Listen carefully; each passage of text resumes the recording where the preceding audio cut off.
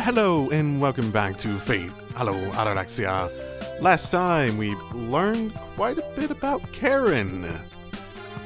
And I think I've got a pretty decent idea as to what's going on, and it feels like we actually have a route to the ending if we choose to take certain paths, basically. Essentially, I'm thinking that we're going to have to basically have everyone fight again and have Emiya come out on top. And that's going to be what's going to happen. Just, you know, a quick little war. Real super quick. Because that was one of the things that she suggested as being possible. Also, I see a new thing here with Rin at her house, and I remember there being a bunch of stuff previously where we were cleaning it, so I wonder if this is a follow-up on that, so I sort of want to do it on that basis alone. Tasaka's back, and she has been. I wonder what she's up to. Maybe I'll go take a peek. This feels a little late for the, yeah, let's go check out what Rin's doing. But okay. Uh-oh. I haven't heard a response since I came in from the porch. Maybe she left the doors unlocked in a rush. Nah, that's one thing she definitely wouldn't do. Oi, Tosaka. I feel signs of human presence on the second floor. Okay. I head up the stairs to see... Nani? Emiya-kun, 来てたの?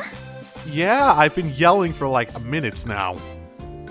Ah, she's here after all. Going up to the second floor, I finally find Tasaka in her room. すまん。さっきから声上げてたんだけど、返事なかったんで勝手にやってきた。Would have I been able to lock myself out of certain events if I like didn't do the cleaning stuff? But oh wait, no, that was part of the main story stuff, wasn't it? Actually, I think it was actually. 留守にしていたってことは考えないのね。まあ、それだったらまず上がってこれないか。But of course. And so I found myself dumbfounded by the scene in this room. 随分とすごいことになってるな。Something amazing. Is it a mess or something? それはもう1週間分の荷物を詰めてきたんだもの、この中に。Just a week? I mean, it wouldn't take that long to get a week's worth of luggage. I guess for, I don't know, maybe girls have it much rougher in that regard. Here's a wide open trunk. No matter how I look at it, the contents spread out on the floor don't look like they should fit inside. It looks like the trunk was holding roughly twice its volume in luggage. そのトランク、魔術がかけてあるのか。そういう便利なことも考えたわよ。でも、容積の歪みなんて固定化に失敗したら、空港とかで大恥かくじゃない。Well, at least you're willing to admit that you can make mistakes like that.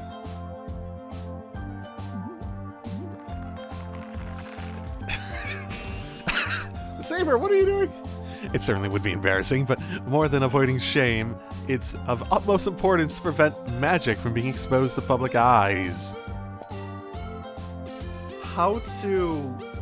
That's in Japanese, I presume. One careless mistake like that could be enough to get the association going after you. Saber just pops out, my goodness. 荷物のパッキングにも技術があってね。これくらいならなんとか入るものよ。Sure. そういえば、親父もむちゃくちゃだったな。Probably did it a lot. Gritsuku used to travel with a small bag, but he always managed to stuff a proportionately large amount of luggage into it. The special skill of a wayfarer, I guess. このトランクをゴロゴロ転がしながら汽車を乗り継いだり、石畳の往来を行くわけか。Having suddenly come into this room with things she probably doesn't want me to see, I inadvertently turned my eyes towards the window. Or I plan to, anyway. My indiscretion immediately discovered. Tasaka starts poking my cheek as if to say she doesn't really mind. 行きはともかく、帰りこれだけは宅配便よ。やっと届いたと思ったらこれでね。That's true. After a fun trip, getting your luggage sorted out can be a real pain. Was it fun for her? I thought she was there to basically beg and plead for forgiveness.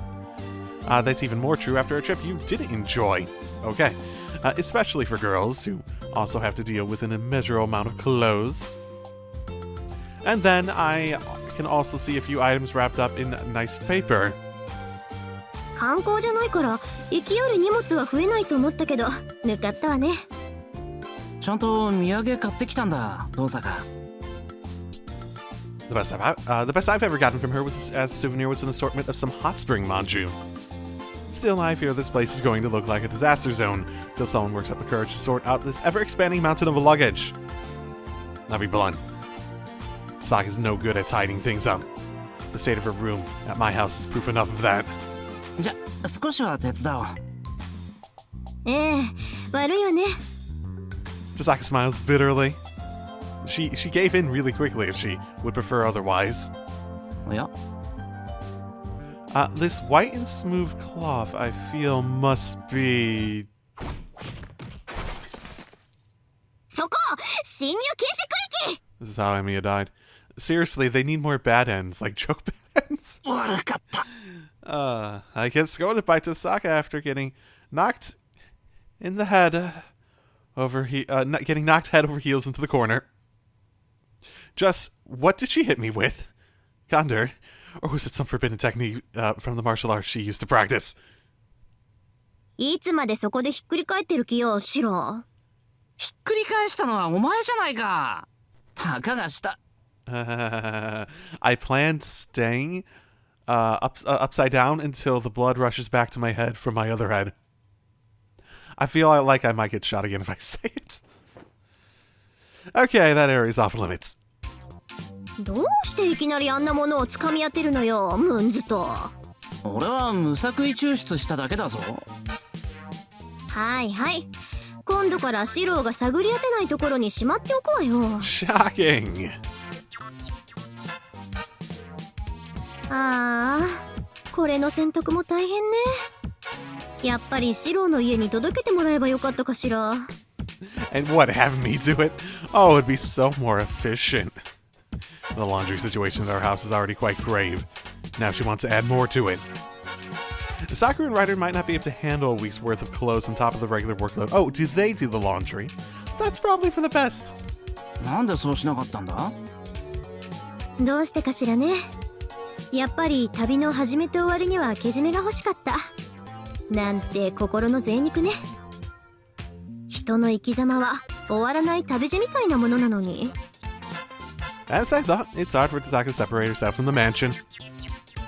For one reason or another, she's basically settled at my place, but this is where her heart is, knowing that this formal mansion has a different atmosphere about it. She exhales while looking at the mountain of luggage and says, やっぱり自分で片付けるわ。この先またシロを殴ってたらこっちがくたびれちゃう。Yeah, that's the problem. すまないな。お詫びにお茶でも入れてくる。いいわよ。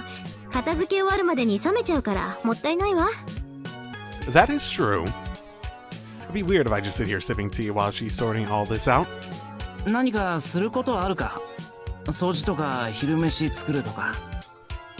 することあったらちゃんとシロを呼ぶわよ。今のところは私もしばらく時間かかりそうだから。In that case, there's no real reason for me to stay here. That's fine. I can come back to check up on her on another time. じゃあお先に失礼する。本当に何もないんだな。疑り深くなったわね。誰の仕込みよ一体。Despite her suspicions, I'm pretty sure the only one scheming anything is Tasaka herself. Good grief, I think with a shrug. And... ああ、そう。忘れてた。ちょうどいいところにシロがいるじゃない。やっぱりそうだろう。そうじゃないかと思ったんだ。As I prepare myself for what's coming, Tasaka dives back into the pile of luggage saying, Is this it? No, not that. Maybe here. As she searches. で、何？あったあった。はい、これ。I'm worried by this light paper bag I've been handed. Do you want me to be like a drug runner for you or something? It's in a fancy department store wrapping. Okay, maybe not. Just what kind of job awaits me? そんな顔しないでいいわよ。私のお土産だから。 That's what I was really figuring, but yeah. 俺にサンキュー。じゃあ I want to just escape with this in my arms. With a surprise attack like this, how am I supposed to show my thanks? Oh, she looks really suspicious now. Or angry. However, as I stand there contemplating, Tasaka glares at me in displeasure. 言ったくりじゃないんだから、ちゃんと開いて確認してみてよ。そういう映画かドラマみたいなプレゼントの流儀は、いや、わかった。観念した。So, in an overly dramatic way that doesn't harm the wrapping, I break the seal and check out the contents. A plaid scarf. It's not all that heavy, yet looks quite warm. いいのか？高価なんじゃないのか？値段なんか知ってどうする気？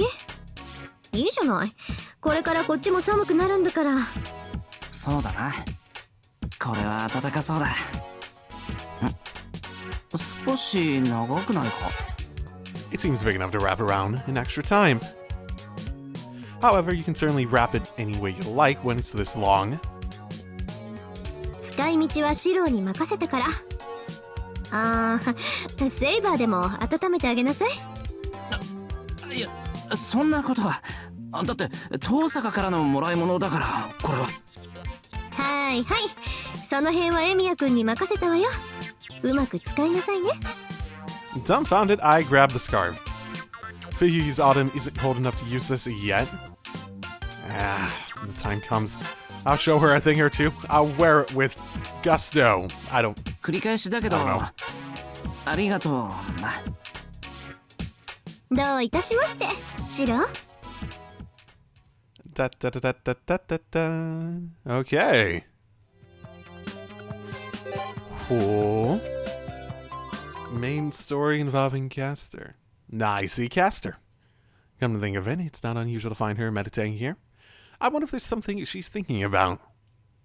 前、聖杯戦争について聞いたときは突っぱねられ。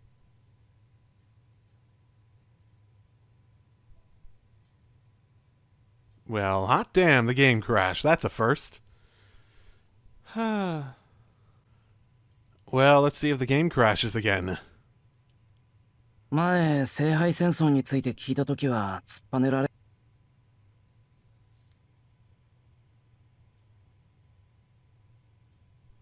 Uh-oh. Uh-oh.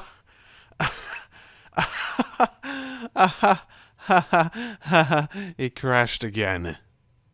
What? Uh-oh, that can't be good.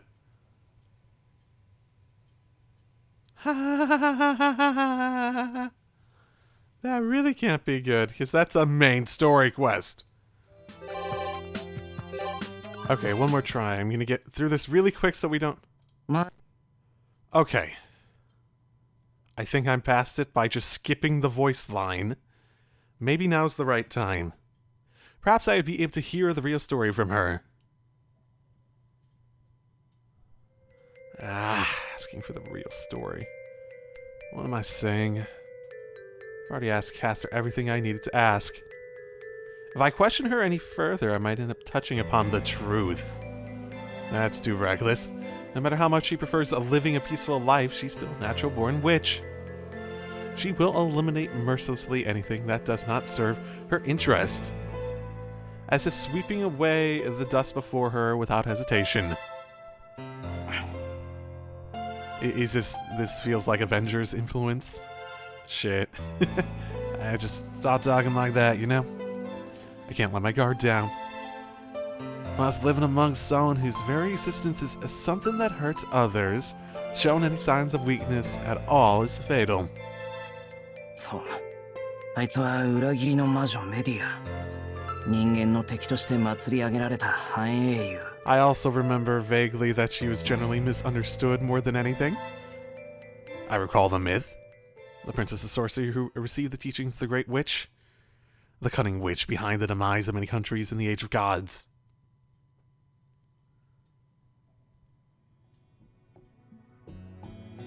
Princess Medea, the daughter of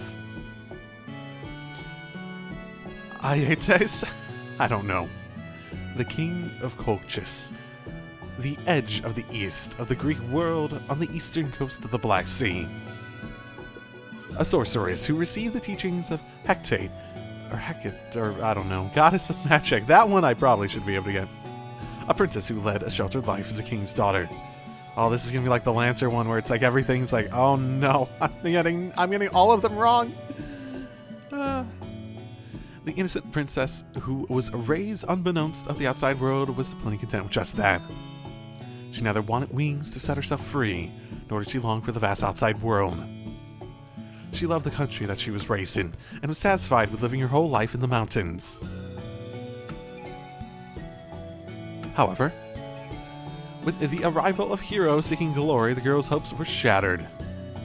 The captain of the Argo appeared from the outside world. Jason, the hero who arrived seeking the treasure of Colchis, the Golden Fleece, would cause Medea to betray her country.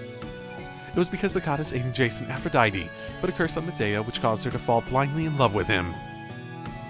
Medea betrayed her father, gave the Golden Fleece to Jason, and escaped Colchis with Jason and now her husband.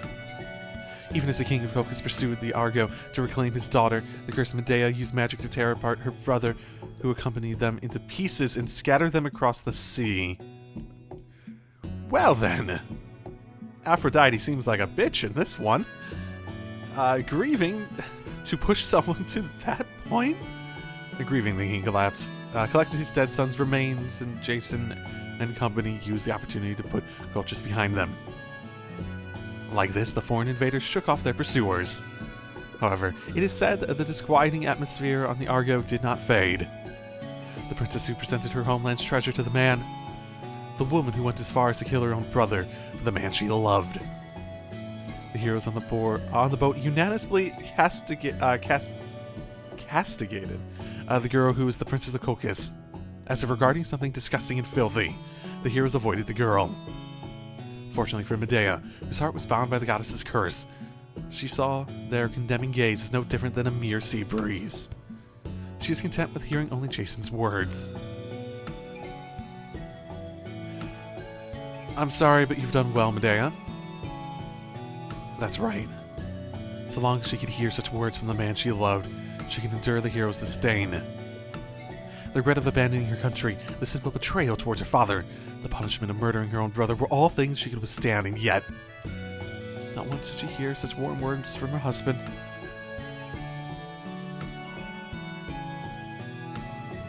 The return voyage ended without the slightest problem. Jason made the foreign princess his wife and returned triumphantly to his own country of Iolcos, with the promised Golden Fleece in hand. But what awaited there was the death of his parents and the annulment of the promise. Once Golden Fleece is returned, thy throne shall be recognized. Peleus, king of Iolcos, who promised this to Jason, cowardly laughed it off as a simple play of words. Fueled by rage, Jason commanded his betrothed, he's a cowardly usurper, kill King Peleus. He made Medea do it? Asshole. Though seized by her love towards Jason, Medea was still but a young girl. To the girl who had been shattered by her deed against her brother, Jason repeated insistently, kill, kill, kill King Peleus, who broke his vow. Kill King Peleus, who broke his vow. Kill the king's relatives. That's right, the king alone will not suffice. Kill that unsightly successor, and the three princesses too.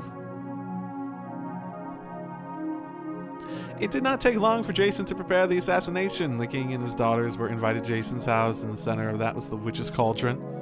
The girl had been bestowed it by the great witch Hecate. Crystallization of secrets in a fountain of mysteries. My good king, we welcome you to our humble abode. Before anyone realized, the end had already begun to draw near. Unable to resist the man she loved and the curse of the goddess, Medea would use her own magic for the murder of the king. King Peleus, let us feast our eyes on my wife's secret arts. The man she loved said proudly. The girl stirred the cauldron with eyes wary from crying. This would be the secret art of rejuvenation. The magic in which my wife He's particularly skilled. Thus spoke the man whom she unknowingly came to love. Unable to oppose, the girl continued the ritual. Let me go back. The hand stirring the cauldron grew ever tired, feeling like lead. Come to think of it, from the moment she had put her country behind her, she had ever been able to sleep peacefully. Her mind and body exhausted, she continued on as if surrounded by thick fog. Being this tired made her forget. Being this sad made her dull. Oh, had she learned magic to do such things?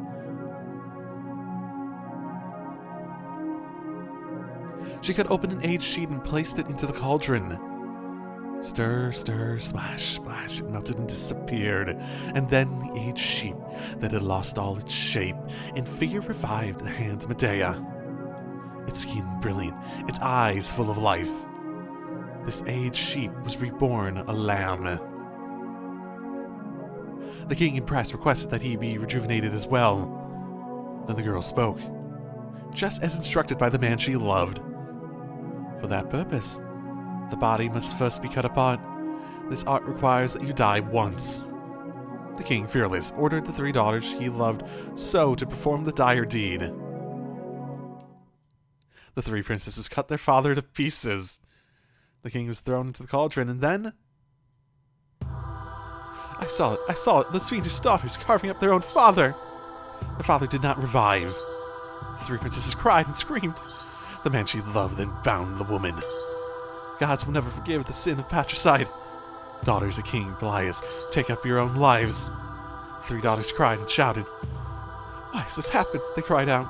They pleaded for forgiveness, not from the gods, but from their father, the king who they had killed. The unfamiliar man called Jason did not forgive even one of them. The goddess's curse vanished at that moment. Her clouded heart finally cleared up. But it was too late. Betraying her country, killing her brother. Killing the king through trickery, going as far to let the 3 innocent princesses die. That day, the girl had undoubtedly transformed into a witch. Let me go back. Oh boy. Wow. Jason the Argonaut's a dick. Oh my. I'm not that familiar with some of these myths, so... The splendor of Jason's ascent to the throne lasted but an instant. The people learned the king's murder, and they drove Jason and the foreign witch out of Iolclo out. I don't even care, we're out of it. Jason, who had no place to return to, took the witch in Rome, Greece, wandering at last to Corinth. The king of Corinth welcomed Jason, and before long proposed matrimony with his daughter Colossus. Marry Colossus and obtain kingship of Corinth, or keep the witch's wife and continue to receive the king's protection. Jason did not hesitate. Even though he had begotten 2 children from the witch, oh wow, their bond was not enough to keep him near. Jason abandoned the witch and ran to Colossus' side. Please don't go, please don't go. I threw aside my home and country for you. I gave up everything for you. Have pity, if not for me, then for the children, I beg of you. To the witch, who clung tearfully, the man said, What are you trying to say? Was it not your fault that I lost my country? You terrible foreign witch, I never loved you even once. Yeah, Jason the Argonaut sounds like a fucking asshole. Before she knew it, home was too far. All hopes lost, she stepped onto foreign soil.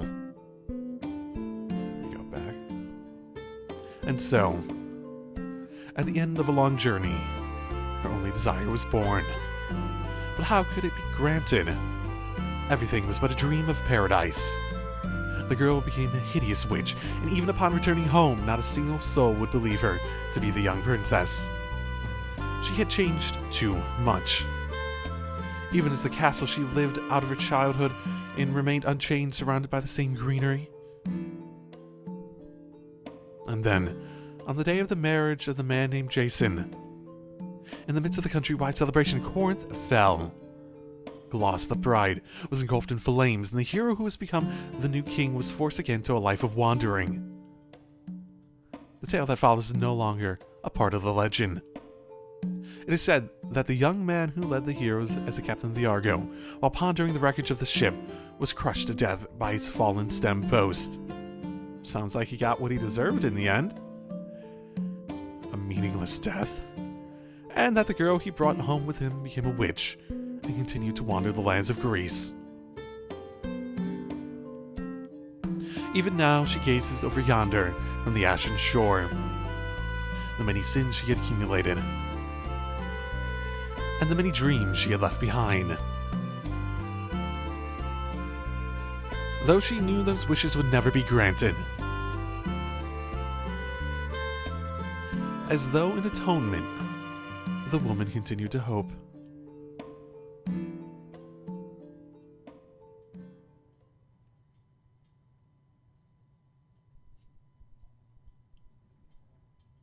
Dizziness overcame me. I mean, she could technically do that now, even.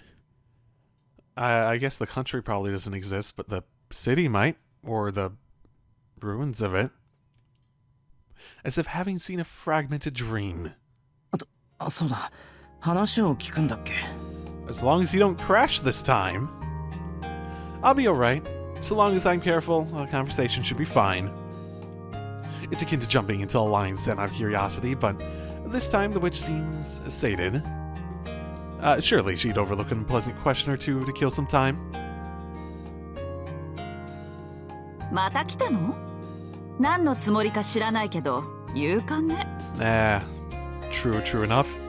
私が一人でいる時がどんなに危険かわか。Just as she says herself, being near Gaster when there is no one else around is unquestionably dangerous. The real hazard is not the fact that she can use magic without the concern of prying eyes, but the fact that she cannot control her emotions while not under the scrutiny of others. Once Gaster snaps, there's no way to stop her. She may act like a calm witch if an outsider were present, but when left alone, her feelings run wild. Well, people did call that being emotionally unstable or delusional. Is that part of the legend? いや、ちょっと気になることがあって。今は機嫌が良さそうだから、今のうちに聞いておこうと思ったんだよ。So let's ruin your good mood. That's a great way to get on her good side. The atmosphere grows ever so slightly heavier. I guess she's already figured out what it might be about. 何かしら。あまりいい話ではなさそうだけど。ただの質問。長居するのも恐ろしいし、サクッと聞くけどさ。あんたがこの状況を解決する気がないのは分かってる。それに関してはどうこう言う気はない。ただ、一つだけ知りたくなったんだ。あんたほどの魔術師なら、この4日間のことなんて簡単に調べがつく。なら本当の話、あんたは本当のことを知ってるんじゃないのかって。面白いことを言うのね。私が全てのからくりを知っていると？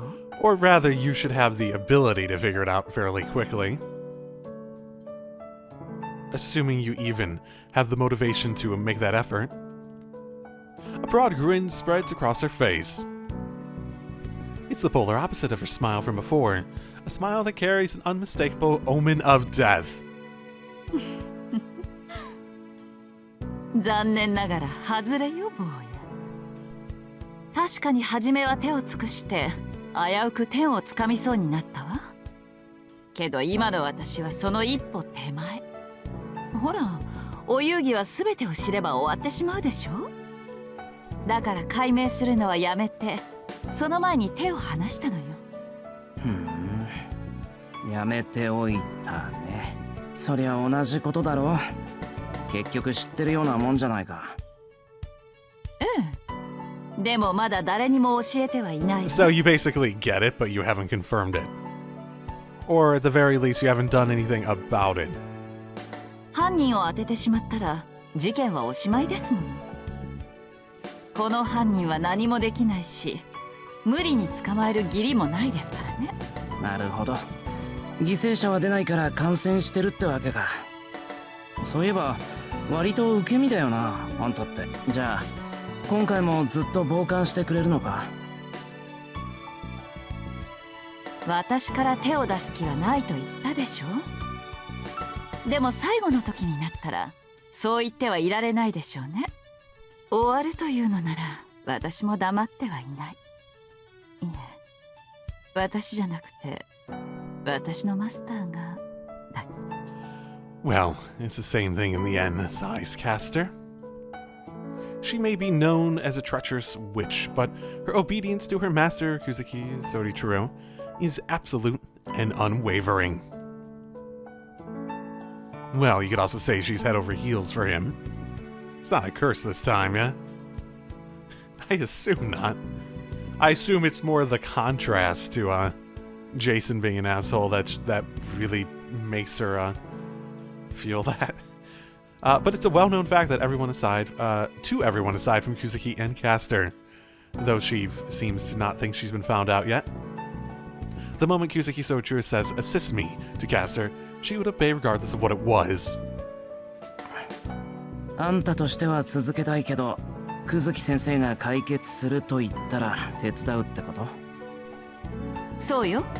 犯人の邪魔はしないけど協力もしない。いえ、できないのよ。終わる終わらないは私ではどうにもならないことですからね。Basically, you're taking advantage of the time you have. But when the end comes, it comes regardless. And you can't stop it. So you might as well go along with it. わかる？だからあなたは目障りなの。続けたいって言うなら飽きるまで続けさせればいいのに、自分から邪魔しようとしているんだもの。ほんと、何度あなたを殺してやろうと思った。Well, I'm pretty sure that happened well before, back in Fate's Day Night, the first time you thought that, so... 一応聞いておくけど、今の冗談。あら、私が冗談を口にできる女かどうか、あなたは知ってるんじゃなくて？ My back freezes twice over. I knew it wasn't a good idea to stay here for long. あんたはとことん傍観者だってことは分かったよ。この話はこれっきりにしたいところだけど、どうして殺さなかったんだ？ Well, no, not really. But, since it's Caster we're talking about, you'd think she'd lose it and skewer me at least once already. どうしても何も。マスターが一度もそれを望まなかったからに決まっているでしょ。She declares flatly. I smile at her graciousness. そうか。そうだったな。最後にもう一つ聞いとくわ。仮に久月総一郎がこの異常に気づいたらどうすると思う？解決しようとするかな？それともこのまま放っておこうとするかな？なあ、本当の話、あんたらはどうなんだろう？ For an instant, the air is completely frozen. I could have died 4 times within 3 seconds. Caster restraining the magical energy that could kill me with just a glance. 解決するわ。総一郎の善悪は坊やとは違うけど、あの人は自分が間違っていると感じたことは正す人。 Her answer has a shadow of sadness in it. そっか。あんたのマスターは俺に似てるんだな。I say that to myself in reverence, as I let out the melancholy that had built up in my chest. 違うわね。あなたが総一郎に似ているの。Oh. Her reply echoes with pride. ああ、じゃあこの辺で。つまんない話をして悪かった。あんたは思う存分ここで我関せずを貫いてくれ。言われなくてもそのつもり。けど、そうね。一人で頑張っているあなたに敬意を表して、すべてが終わる時が来たら見送りぐらいはしてある。 Do you mean you're going to kill me at that point? Or what does see me off mean? Because there's a few ways that could go. I am dumbfounded. Her words leave me speechless. 何ですかその顔は。私の言っていることがわからない？私は最後の時になったら。分かってる。手伝ってやるって言ったんだよな。お世辞抜きで頼りにするよ。あんたたちに手伝ってもらえるのはもしかしたら一番の励みになるかもしれない。I leave Castor's garden. She fixes her robe and sees me off. What an unpleasant subject. Even though she was in such a good mood.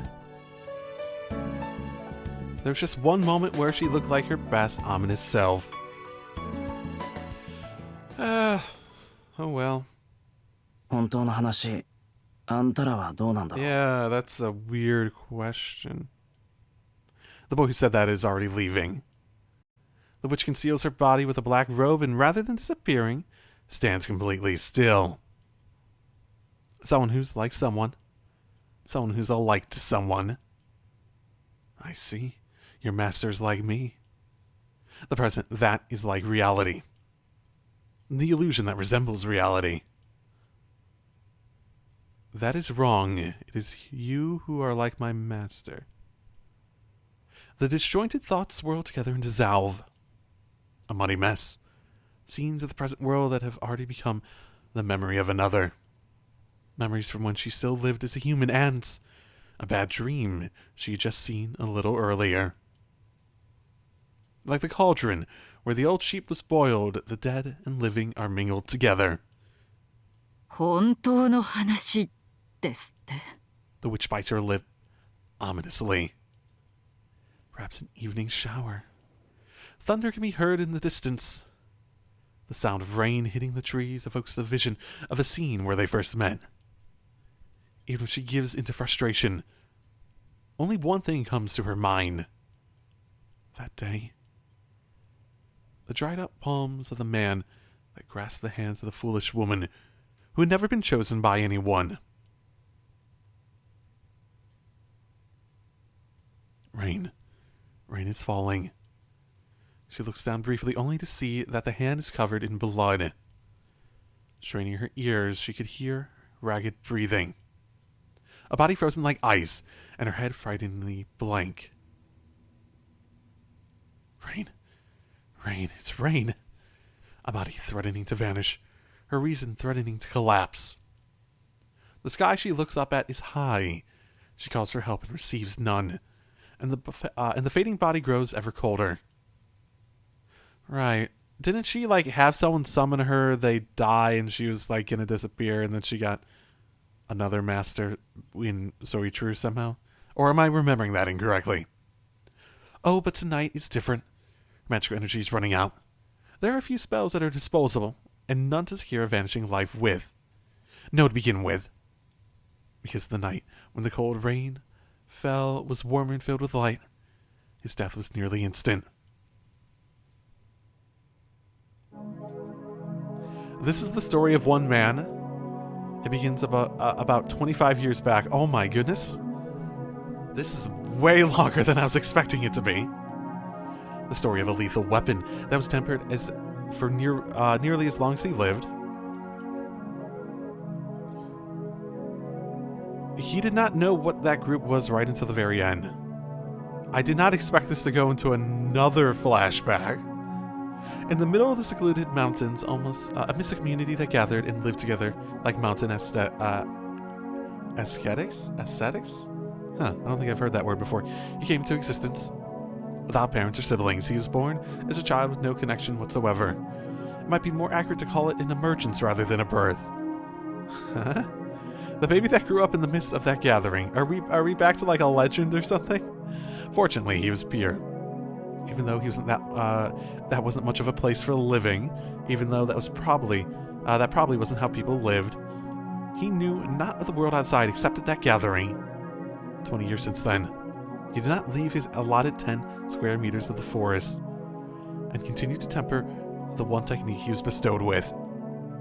Around the age of 10, he was told that the community was a factory, a place where the necessities of daily life are mass-produced through the work of many. Since he had no experience in creating things, he didn't have to wonder which side he was on. He had no objection to the fact that he was a daily necessity.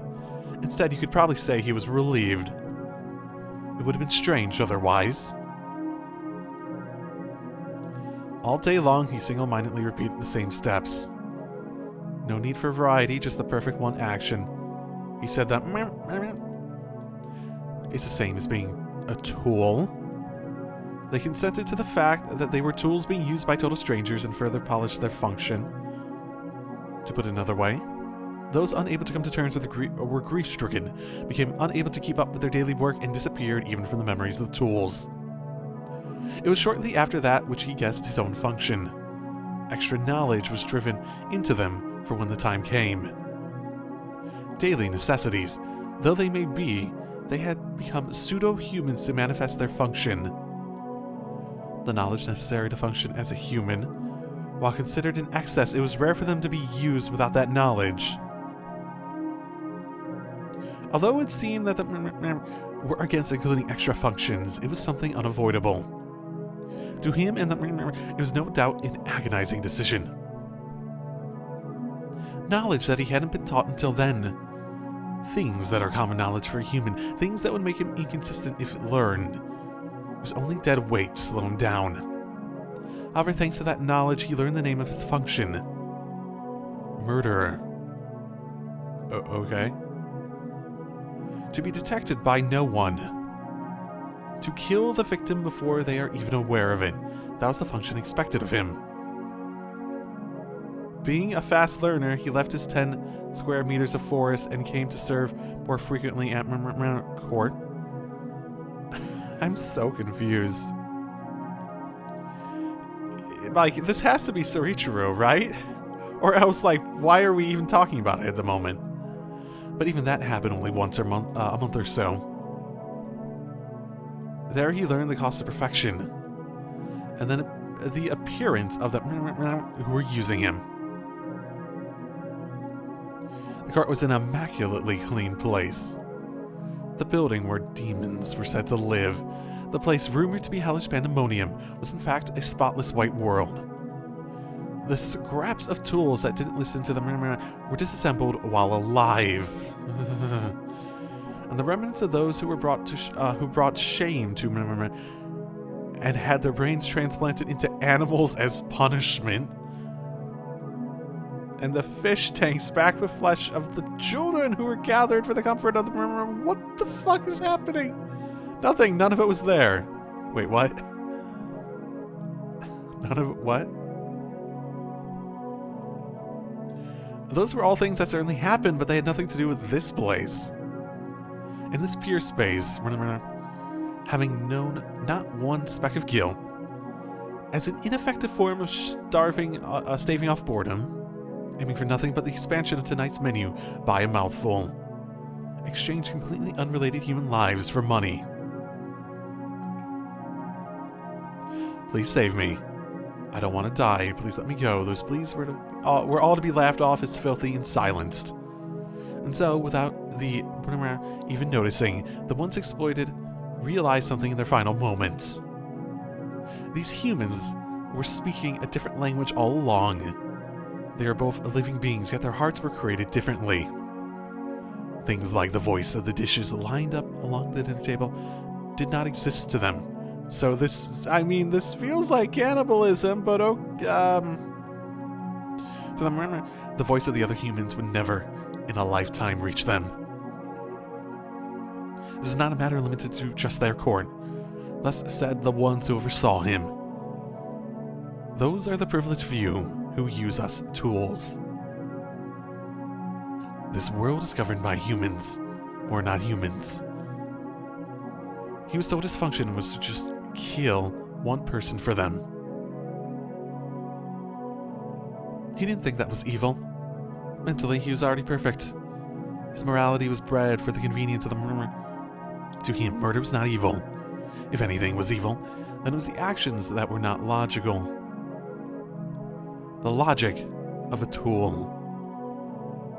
The logic of existence. Simply put, if an ink brush loses its use, then that is evil. If something made for killing people overlooks its target, that is injustice. Like, is this Angra Mainyu at this point? I have a hard time believing this is, Soichiro. But okay. If you put it this way, we're not doing anything wrong. Then they were creatures that had been given such preferences and privileges to begin with. If they cared about their slaves, then the reasoning by which the world was managed would not stand. And that is how he was taught. While he witnessed the murderous cruelty, he did not detest them. If there was something evil, it was just one thing. Do not doubt one's own function.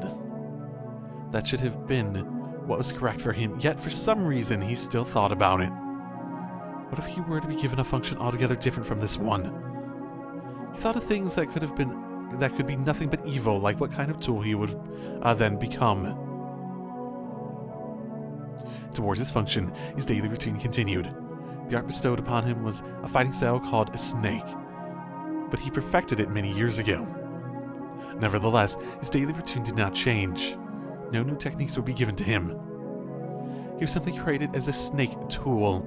However much capacity he had, there'd be no meaning in adding other functions. And like that, another 10 years passed, and he reached the 20th. Finally, nearing his expiration date as a tool, he was given a chance to exert his potential. お前の完成には2000万の金と時間がかかっている。 If there's anything different there from other organizations, that would be it. No matter what type of tool they were, no matter what kind of function they had, a one-man, one-kill rule was strictly observed. The exact same end awaited both outstanding talent and average junk. 2000万かけて育てた道具は2000万の仕事をすればよい。 Profits will be taken. You will not be used twice. Kill yourself after fulfilling your duty. Those were the absolute rules. Ordered to kill this person, he underwent training beyond human comprehension, and then, having finally perfected the technique after 10 years of practice, he would display it only once before putting an end to everything. He obeyed in silence. It was said that the target laid a layer upon layer of defenses. The social position necessary for smoothly making contact would be provided by the mirror. After that, he just had to proceed with his body alone. Proceeding empty-handed was done solely to make it easier to make contact with the key individual. When they leave the forest, they are promised death, a journey to die regardless of their success or failure. Feelings of happiness, frankly, they are likely there, however faint. Settling a balance of 20 years. Finding out the extent of his function, even if the outcome was death, there was still plenty to look forward to.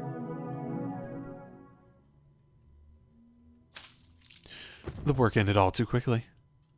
There were none of the expected guards or barriers.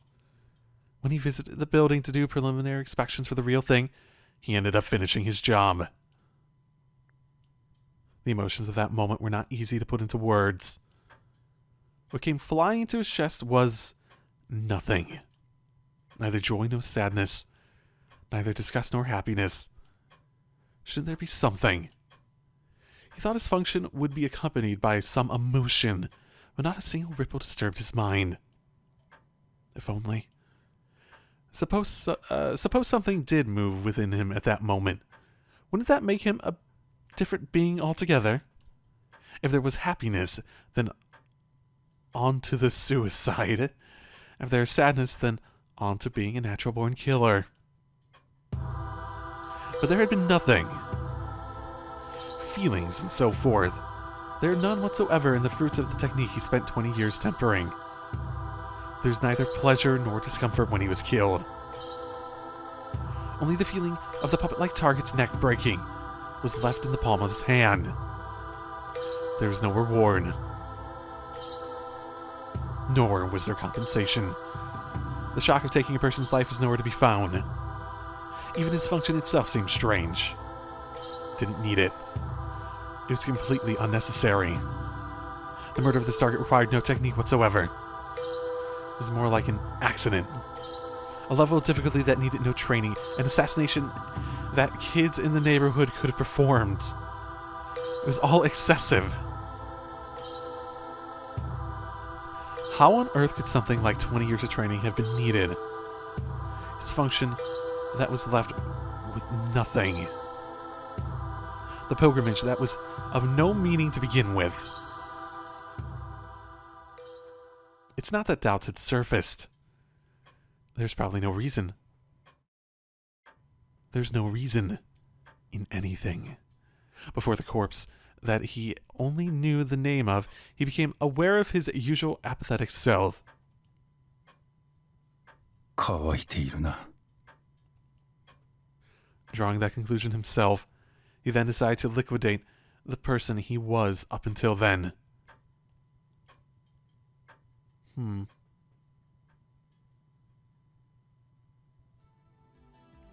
He did not commit suicide, but instead withdrew from the gathering and became independent. He did not even think about the option of going underground and hiding himself. I'm still not sure if that story is true or not. He quite naturally moved to a faraway town and used the social position that he was given to him for fulfilling his function. The personality prepared for him was one of a teacher. But he was able to master the basic knowledge and skills somehow. He had no difficulty in adjusting to his new role. Okay, so yeah, probably is, yeah.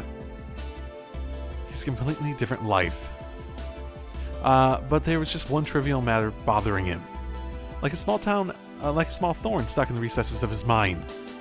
He did not realize what that strange feeling was until the very end. The life he did not assume would continue for more than half a year. In fact, continued for 5 years. There were none that searched for him. And he himself decided that he would live without regards for his pursuers. It was not that he yearned for a normal life. In the 20 years he lived, he only polished his technique for killing. If the result were something like that, then all that remained was to disappear without accomplishing anything more, he concluded. In short, he had lost the opportunity to find joy in life. Humans spend the rest of their lives fulfilling the hopes they've accumulated up until adulthood. Whether or not they are fulfilled is not the issue. They are, in fact, an anesthesia that can expend time originally filled with nothing but agony. He, who had none of this, could only continue on meaninglessly. He had neither ideals nor illusions.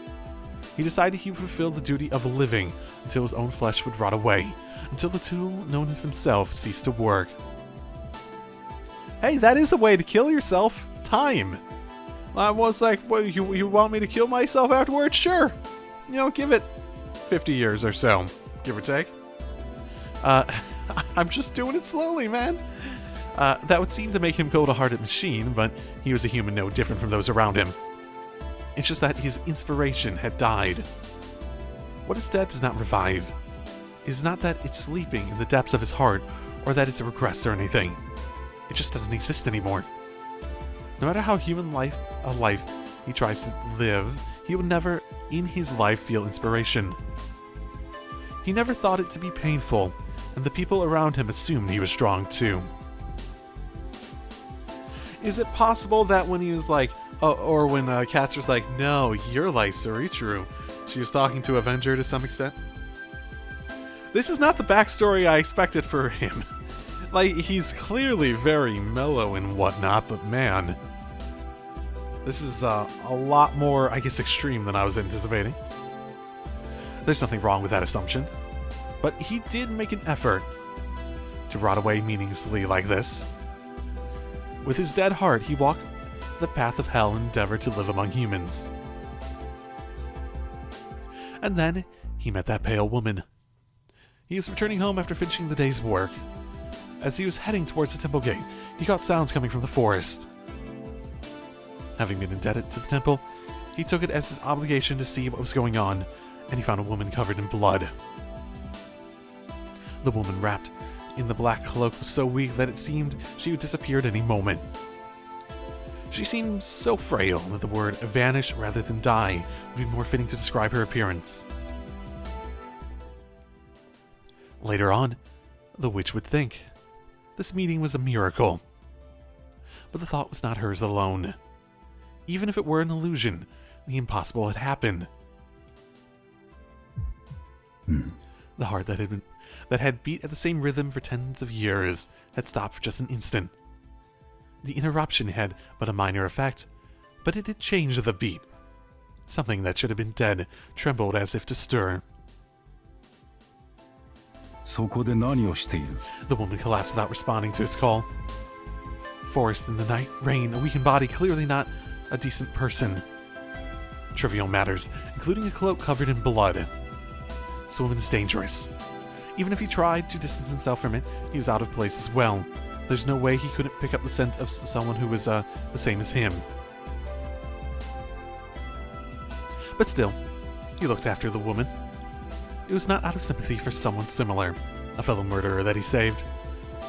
He helped because a person had collapsed before him. The reason why he saved her was simply that. The woman awoke in about an hour. 起きたか。事情は話せるか。 The woman stared at him, dazed. There was neither bewilderment nor delight. She looked as if her despair of being alive had turned to tears, or were about to spill forth. 迷惑だったのなら帰るがいい。忘れろと言うなら忘れよ。 How did the woman take his words? Did she think she could use him? Or did she let her guard down at his kindness? The woman divulged her background, and he all too quickly accepted her rather peculiar identity. He embraced the woman, and also acknowledged participation in the killings known as the Holy Grail War. Of course, the witch was probably surprised too, that he took it so easily. The woman's condition was, although slightly, improving. Because while she gloated that she could have, the moment she was rejected, used magic to control his heart. Wow, okay. Her vile schemes were undone with just a single statement. It's not that he consented to her out of fear, or that he was interested in the Holy Grail. He cooperated with the woman because she had asked him for his help. He was a man who saw no evil in murder to begin with. He had no reluctance to becoming a master. However, the truth is that he cooperated to distance himself from the past. If you assume there was a moment of disconnection, then this would be it. He did not realize why he had abandoned the life he had worked for until now and taken up the woman's cause. 極力、今の生活を乱さないようにしろ。手が欲しいときは言え。 This was his policy. He had no desires. It's just that the woman he saved wants something called the Holy Grail.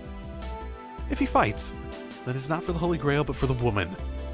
Since he promised to aid and cooperate, lending his strength to the woman was a natural obligation.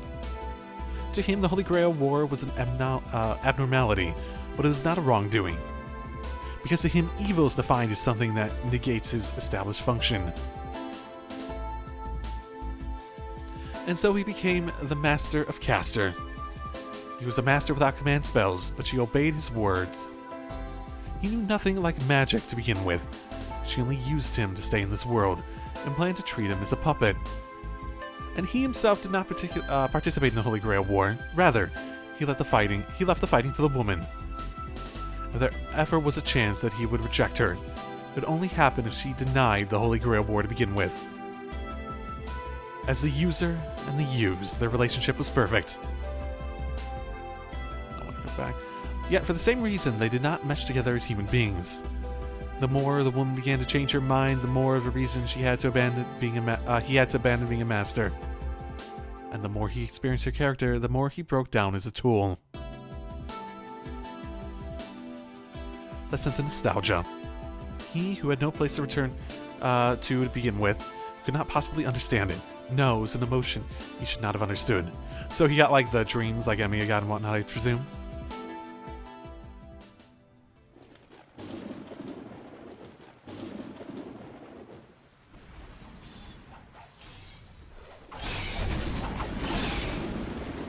Huh. Battle ended quickly. The gatekeeper, assassin, was defeated by the enemy servant, and the master who went out to face him too was defeated by a rain of swords. His abdomen was cruelly torn apart. The arms he spent over 20 years tempering vanished below his shoulders. Master! Master! The woman's voice echoed in the temple grounds. The enemy servant seemed to have left, having finished with the servant and the master of the temple gate.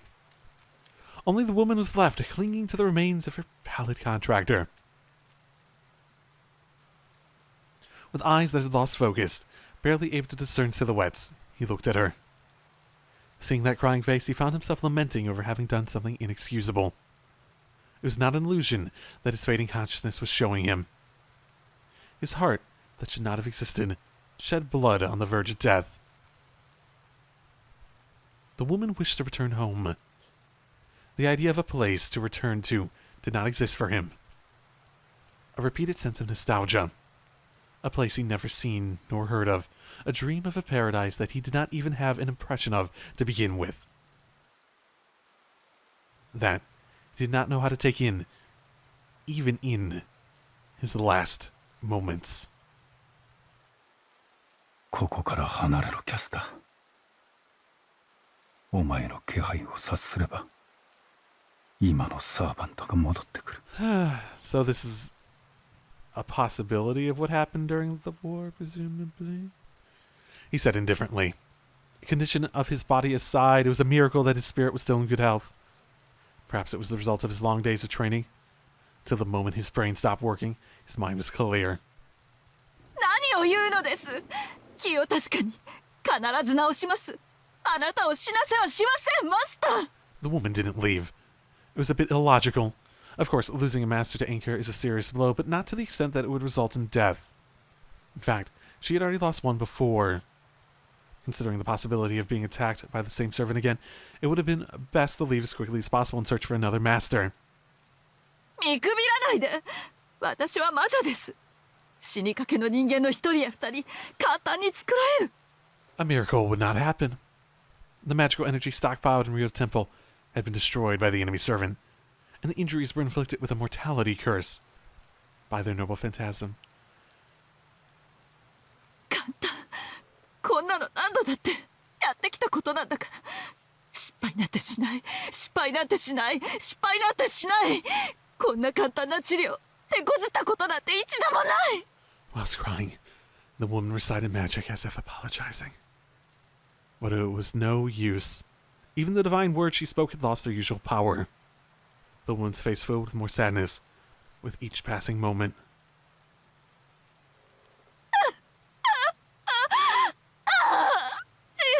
やだ。助けて。誰かお願い。お願い。 Is she remembering this? Is this part of it? Is she remembering this happening despite still being around with Soichiro? 助けて。助けてよ。こんなの嘘よ。今まで失敗したことなんてただの一度もなかったのに。 Neither healing the wounds nor regenerating his body was fast enough. She could not save anything. A witch's role is only to cripple humans. Even if she could cure people and animate the dead, genuinely saving a person was simply not possible. Perhaps it was because she hadn't really tried to save anyone up until now. She had not known of that rule until this very moment.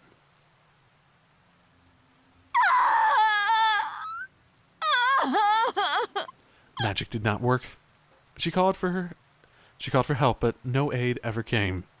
The sky she looked up at was high, and she could not stop his falling body temperature. 死なないで。死なないで。死なないで。死なないで。宗一郎。 I mean, I don't remember this happening in Fate's Day Night, so I assume this is like one of the ones that happened off screen. He hears wailing. Looking at her crying face gives him a headache. He realizes that this is because of sadness and finally accepted that he could not become a tool. He just thought to live normally. When he murdered a person and became free, he accordingly took up the view that the rest of his life can only be spent away. What a blatant lie. He did not admit it, but he actually regretted that. He always kept in his heart those meaningless 20 years, and the person he killed whom he had only known by name.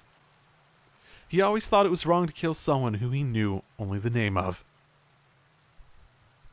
That was not a killing born from his own motives. He is not an adult born from his own will. How should he atone for his mistake? It had been fun.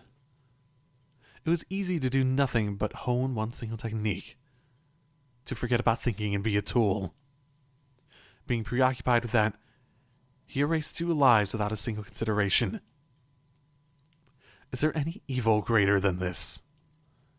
Even if those who raised him were to shoulder a part of the crime. Even if he didn't know a thing. What killed another person, inevitably, was his own hands. The reason why he went on to live was because he didn't know how to atone. He stopped practicing the technique that he could call his one and only purpose, and slowly buried himself within this daily life, wishing for nothing, gaining nothing. That was the best form of atonement he could conceive in his mind. That way of living crumbled after meeting this woman, a pale-looking lady wandering about in the cold rain. She was simply beautiful, more beautiful than any woman he had seen before. That was the only reason. To that beautiful creature, he reached out his hand, looking back on it, throwing away all these days of atonement he had accumulated, and lending her a hand was surely.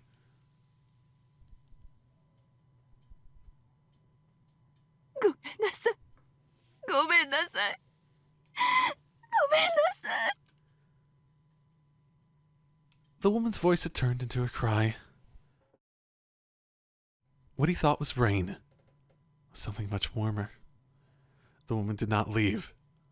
Just as that night, arms covered in blood clung to his chest.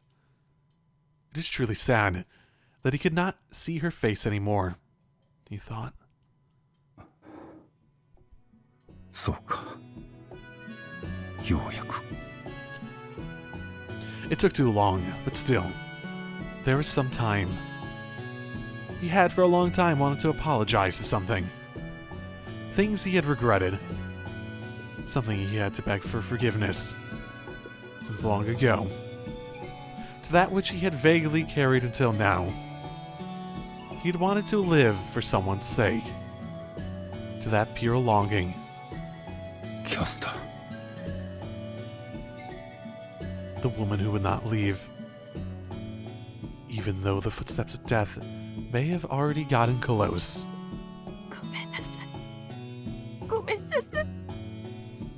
It seems the apology was directed at himself. That is enough. He could no longer apologize, but in exchange, this woman had done it for him. Only one concern remained. He had to release this beautiful bird back to where it came from. キャスター。 The woman would by no means leave him. When he could no longer see anything, in the interval when he would allow for everything. いいか。もう行きなさい。君はこんなところにいてはいけない。 Feeling more peaceful than he ever had, he told the woman who clung to his remains.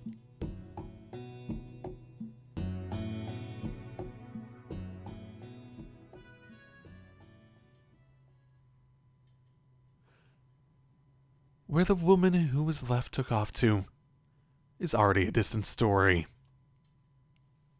The woman was not what he thought her to be. The conclusion was not one he had hoped for. The story of the fallen killer and the witch ends here.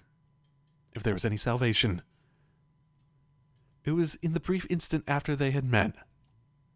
The life that lasted less than a month was filled with many times more humanity and tranquility than what had existed up until then.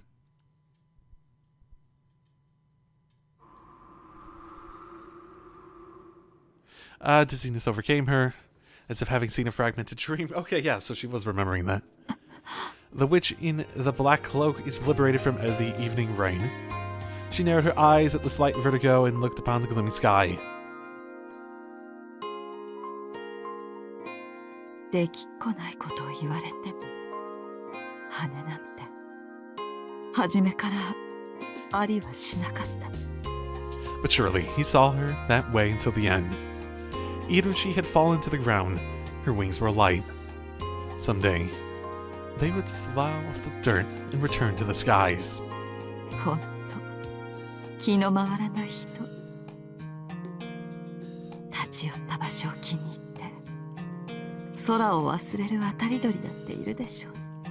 そんな都合のいいことを思いもしなかったなんて。 She smiles ever so slightly at the monologue. As if drifting off to sleep, the witch slowly closes her eyelids, as if to bury herself in the short-lived dream. She held tightly onto this moment, from which she will eventually awaken.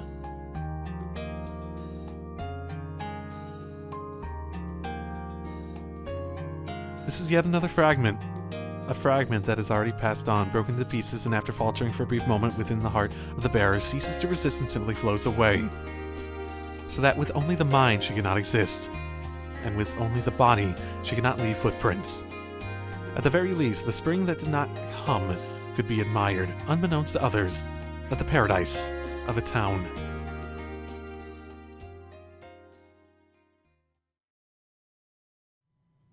Okay. Okay. Interesting. Way longer than I expected, mind you.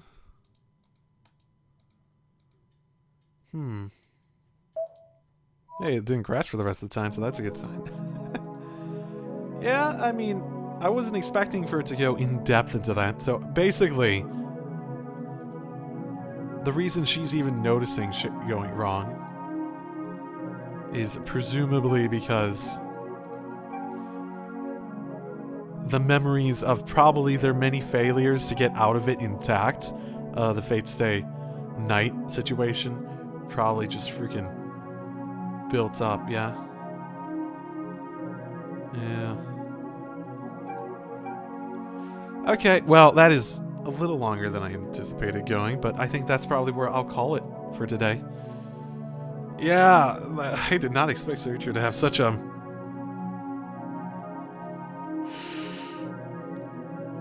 I want to say out there. I mean, it matches his personality, sure, so I won't say out of left field, but it's a bit more...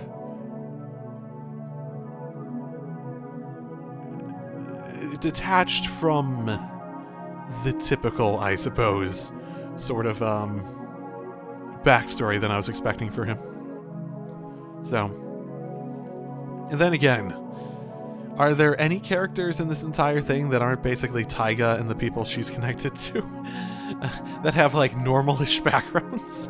I guess just the people at school, basically. Everyone else just has like crazy backgrounds that really have immense amounts of drama and aspects of society that are a bit like, whoa, okay, sort of stuff. So, I mean, I'm not really complaining one way or the other. It's just not what I expected. So yeah, I'll leave it there. And next time we'll come back to this. I'll see y'all then. Drive safely, everyone.